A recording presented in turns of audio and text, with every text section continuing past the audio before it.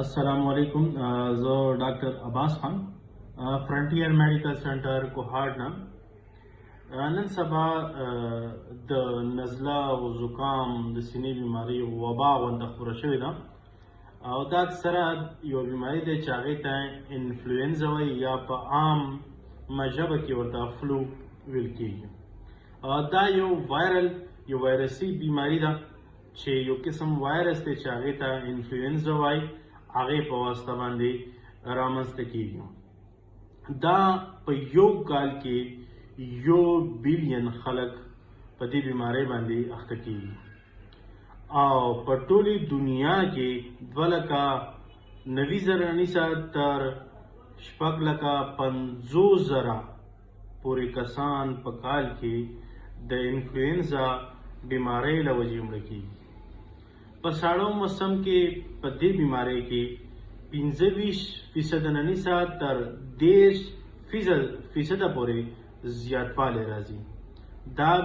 دا بیماری د ساسکو په واسطه چې کله یو کس ټوخیږي یا پنجې کوي بل کس ته انتقالیږي یا کوم شیان چې د بیمار په ذریعه سره افیکټ شوي وي هغې سره ټچ کېدو په واسطه باندې دا بل کس ته انتقالیږي.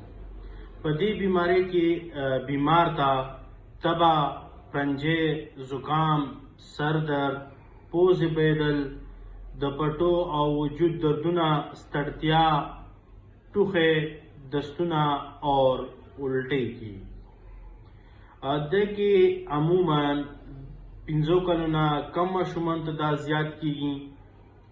80 کلونه زیات عمر لرونکو کې دا ډېر عام وي.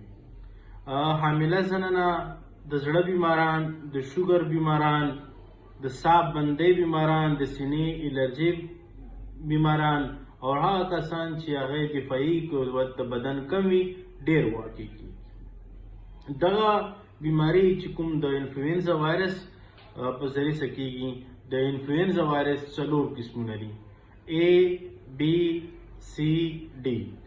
A چې کوم دی د دې پرایمري سورس آبي مرغۍ دي او دا اور انسانانو او د سور په شمول نور تیل لرونکي حیواناتو کې هم موجود لري.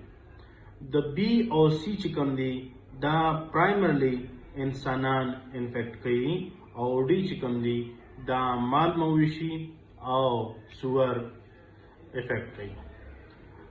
بی اور اے په انسانانو کې سرکولیټ